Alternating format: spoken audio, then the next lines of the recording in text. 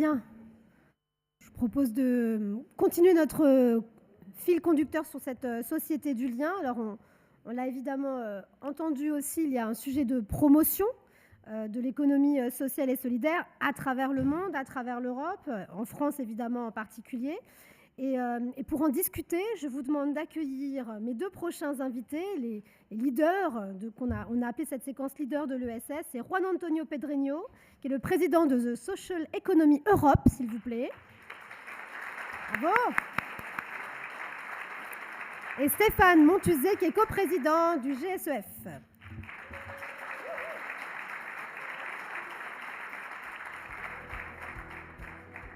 Il y a des fans dans la salle pour Stéphane. Non, il y a des fans.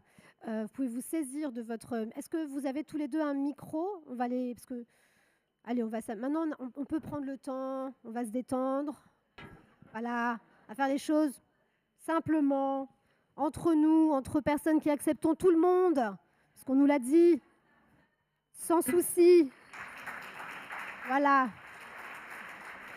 Chacun comprend ce qu'il veut. Je n'ai pas voulu faire d'intrication intellectuelle dans vos têtes. Je voulais saluer quand même quelque chose de très important, et parce que vraiment ça m'a profondément touchée, c'est que Juan Antonio a tenu à s'exprimer pleinement en français. Voilà. Et ça c'est un super cadeau. Es un regalo que me encanta. Voilà. C'est le seul truc que je sais à peu près dire en espagnol. Bon. Alors bien, maintenant on va reprendre un peu de sérieux aussi, parce qu'on sait que nos ambitions sont importantes pour l'économie sociale et solidaire au niveau européen et international. Il y a eu des choses qui ont été acquises ces derniers temps, et on peut saluer aussi le rôle de SS France en particulier dans cela.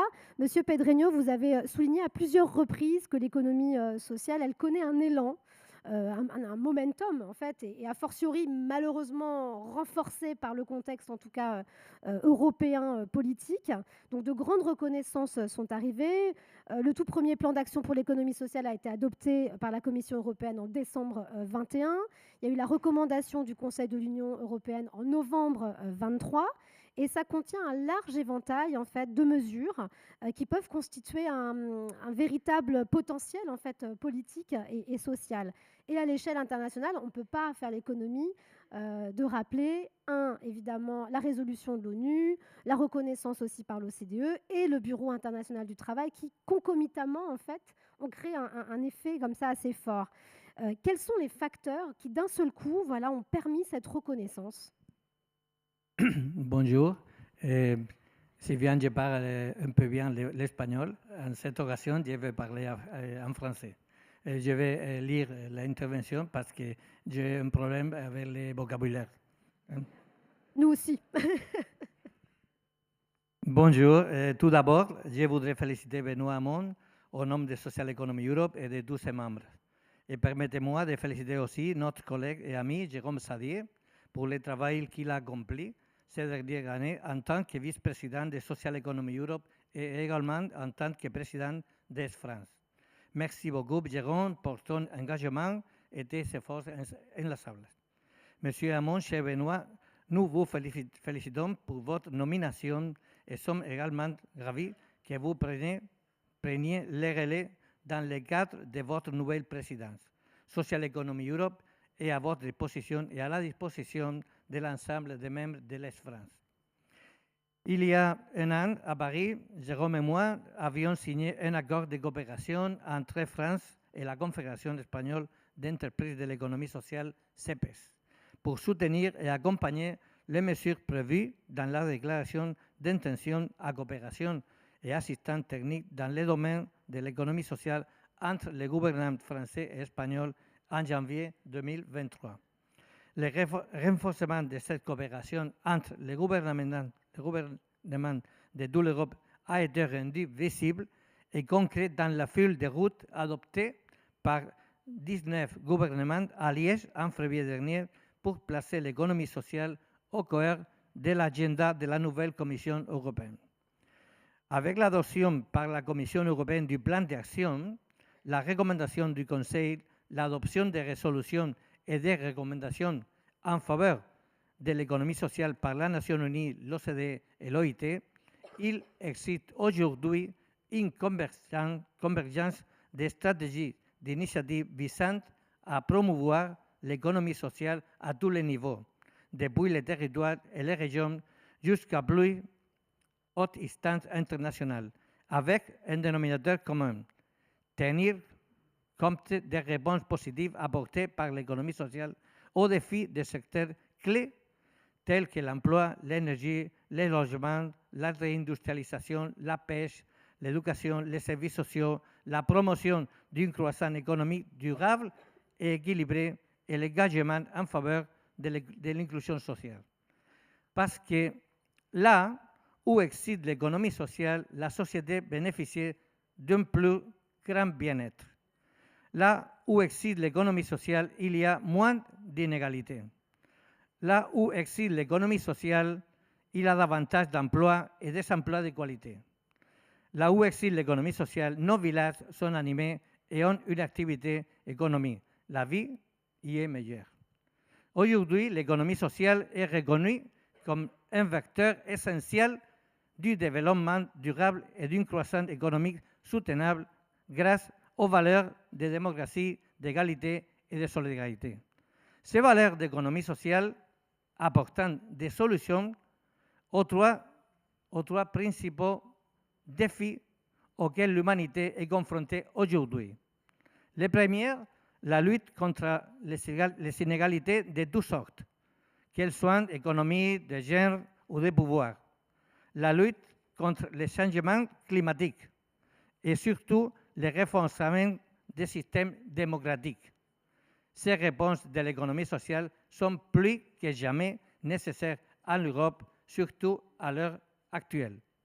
Permettez-moi de rappeler quelques paroles prémonitoires de M. le Président François Mitterrand, qui, notamment lors de l'ouverture de la première conférence européenne sur l'économie sociale en 1989, ici à Paris, avait tenu ces propos. Nous avons peut-être plus besoin que jamais de cette économie sociale renouvelée, vivante, dynamique, capable de conjuguer performance économique et solidarité sociale. L'économie sociale, si elle sait adapter pour répondre aux problèmes de l'avenir, constituera l'un des éléments décisifs du tissu économique et social de l'Europe du demain. Aujourd'hui, nous pouvons affirmer avec certitude que l'économie sociale est une réalité économique et sociale incontestable en Europe, qui s'est non seulement adaptée, mais qui est à l'avant-garde des principales transformations qui connaît l'Union européenne, représentant aujourd'hui environ 7% de l'emploi et 8% du PIB, 3 millions d'entreprises d'organisations et 14 millions de travailleurs. Notre ambition est de la faire changer d'échelle pour atteindre 22 millions d'emplois et 10% de PIB ici 2030. Merci beaucoup, Juan Antonio. Alors, Stéphane, avec le GSEF, vous avez aussi largement œuvré à la reconnaissance de l'ESS dans les instances. Néanmoins, quand on en a discuté tous les deux, vous constatez une forme de creux, en fait, une forme de tension qui n'a pas été maintenue. C'est-à-dire beaucoup d'efforts ont été contribués, mais que là, il faut continuer en fait à battre le pavé pour faire en sorte qu'on puisse avoir cette percée réelle et pas simplement avoir des effets comme ça, pas suffisamment pénétrants. Comment vous constatez aussi que les signaux politiques qui sont envoyés notamment en France peuvent accélérer d'une certaine manière? Est-ce que ce n'est pas une opportunité aussi de faire entendre encore plus fort cette voix et d'assurer cette continuité? Oui, merci Elsa. Alors, effectivement, le GSEF, d'abord, peut-être rappeler très rapidement que le GSEF, depuis 2022, est installé à Bordeaux. 37 pays sont regroupés au sein du Global Social Economic Forum. À peu près 80 membres, grosso modo. Donc, on est sur une organisation internationale qui a déjà la qualité, on peut le souligner, à la fois de se penser globalement et d'être dans un vrai schéma international sur l'ensemble des continents, d'ailleurs, et à la fois de représenter finalement des territoires, puisque le GSEF est composé de gouvernements locaux, de villes, d'acteurs et d'actrices de l'économie sociale et solidaire, et qui, à la fois, viennent agir sur le terrain, sur leur territoire, et essayer de faire coalition et de travailler ensemble à l'échelle internationale. internationale. D'ailleurs, le G7 pourrait peut-être faire sienne la pensée de Jacques Ellul, penser globalement et agir localement, même si on agit aussi globalement et à l'échelle internationale, bien évidemment, derrière.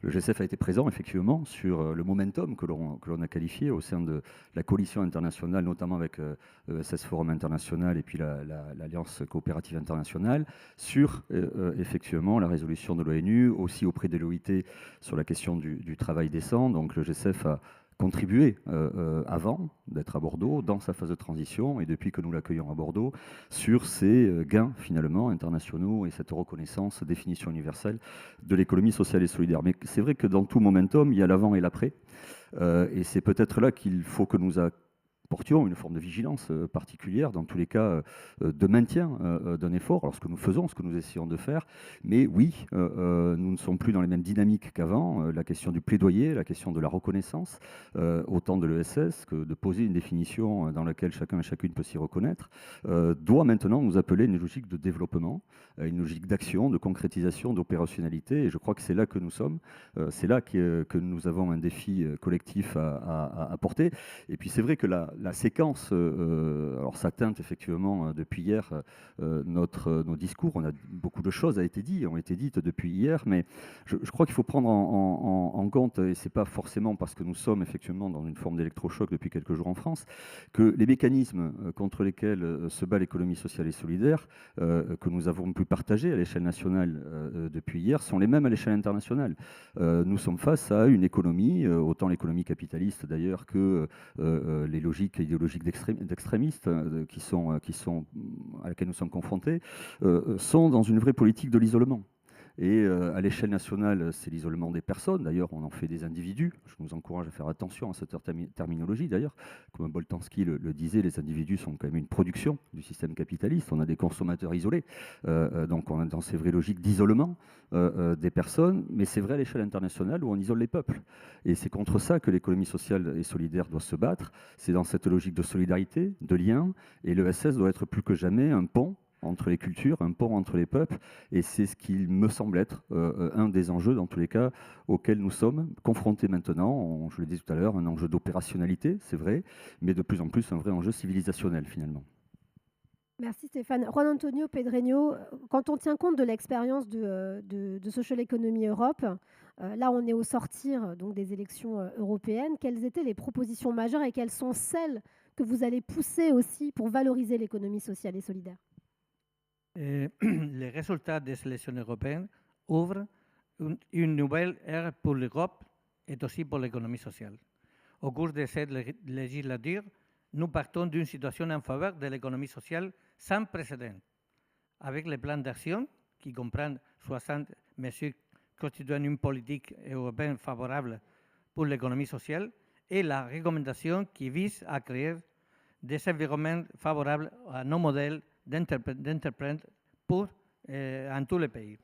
L'économie sociale est l'un des 14 écosystèmes industriels essentiels par la compétitivité de l'Europe et la Commission a adopté un transition pathway pour stimuler l'économie sociale en tant que vecteur de transition écologique et numérique équitable. Tous ces avancements sont d'excellentes nouvelles, mais ne sont pas les points de départ pour faire croître l'économie sociale. C'est pourquoi Social Economy Europe a élaboré un certain nombre de propositions à l'attention de les nouvelles institutions européennes. Tout d'abord, il est prioritaire pour le Parlement européen de renouveler et de maintenir son intergroupe de l'économie sociale, qui est un organe essentiel pour l'intégration de l'économie sociale dans l'activité législative et non législative des institutions communautaires. Depuis sa création en 1990, l'intergroupe assure un dialogue permanent entre les institutions, les États membres et les organisations de l'économie sociale, ce qui est une priorité pour le Parlement européen, pour promouvoir au sein des institutions les débats sur les politiques et la législation relative aux domaines liés à l'économie sociale. Veiller à ce que le Parlement, la Commission et le Conseil de l'Union européenne tiennent compte de l'économie sociale et des organisations représentatives lorsqu'ils élaborent des politiques qui concernent nos entreprises et organisations. Social Economy Europe travaille déjà au renouvelant l'intergroupe. Plusieurs groupes politiques se sont engagés à les soutenir et plusieurs membres du Parlement ont signé notre pétition lancée ces dernières semaines à cet effet. Nous sommes donc très optimistes. Notre deuxième proposition, c'est la nomination d'un commissaire en charge de l'économie sociale, entre autres. Non seulement de l'économie sociale, mais c'est la responsabilité. Ce commissaire est indispensable pour qu'un responsable de haut niveau assure que toutes les mesures du plan d'action ou la recommandation soient complètement déployées dans les domaines d'activité communs aux différentes directions générales de la Commission européenne qui touchent à l'économie sociale. Ce commissaire devra également veiller à ce que la Commission coordonne avec les États membres une politique ambitieuse en faveur de l'économie sociale. La troisième proposition vise à intégrer l'économie sociale dans les politiques industrielles, économiques et sociales de l'Europe. L'économie sociale est un acteur économique présent dans tous les secteurs d'activité, avec des entreprises et des organisations de toute taille qui contribuent aux objectifs de l'Union européenne. Cette demande est cohérente avec le poids et le rôle central de l'économie sociale dans la coordination des politiques budgétaires, économiques et sociales de l'Union européenne. Social Economy Europe est prête à mener à bien ce rôle reconnu depuis en tant qu'organisation de référence de l'économie sociale à l'Europe. Ceci a été possible grâce à l'engagement de tous ses membres, en particulier d'Air France, dont je tiens à remercier publiquement son engagement et le travail commun mené avec Social Economy. Merci beaucoup. Merci beaucoup, Juan Antonio.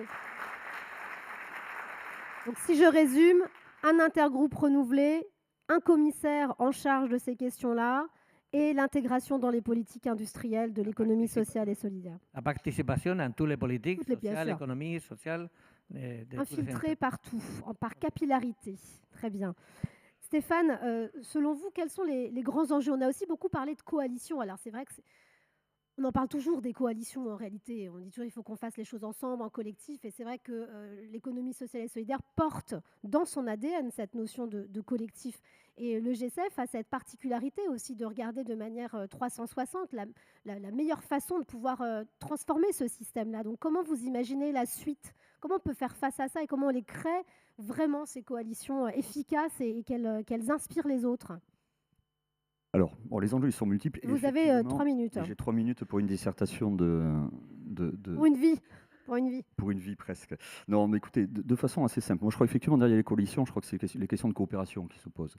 Alors, bien sûr, il faut qu'on fasse coalition pour continuer à faire avancer ces sujets, à les porter. Il y a une vraie question de plaidoyer qui ne doit pas s'arrêter. Encore une fois, c'est pas parce que nous sommes arrivés à une reconnaissance internationale au sein de différentes institutions que nous avons fini le travail. Au contraire, encore une fois, comme je disais tout à l'heure, il y a une grande partie qui finalement ne fait que commencer. Derrière ces coalitions, je crois que la question qui se pose, c'est les logiques de coopération que l'on peut mettre en place à différents niveaux. D'abord, les coopérations entre nos organisations internationales et nos réseaux. Et je pense que de ce point de vue-là, il y a une vraie question à se poser sur la façon dont on est capable de les réorganiser.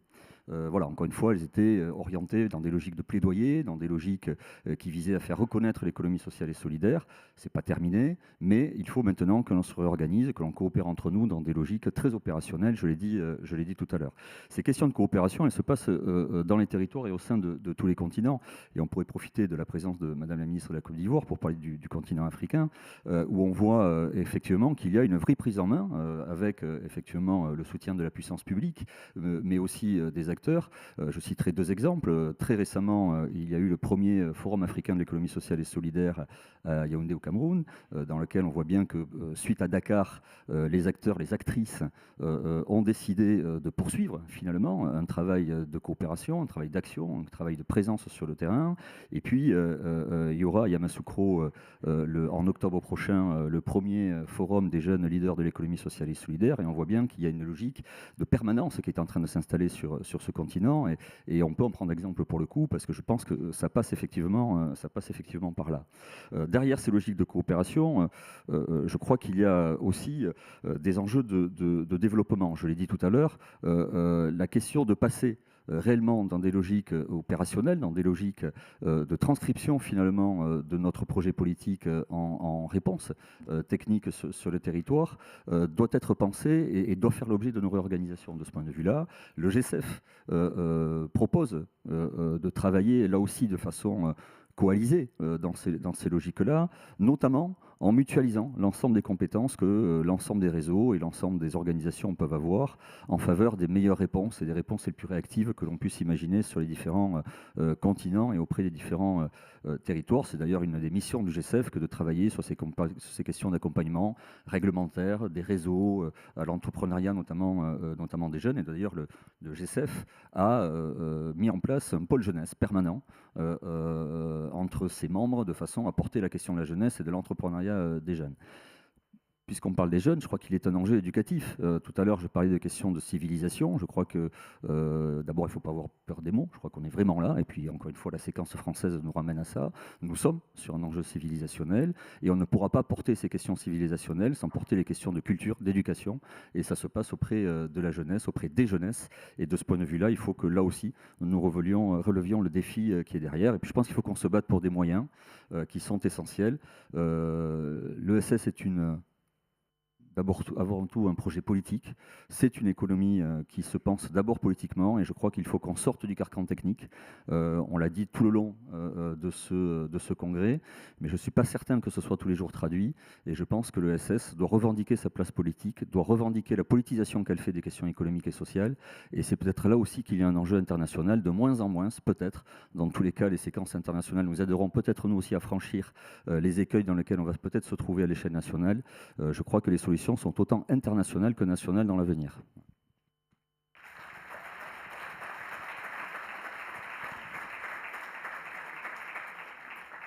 Merci de le rappeler.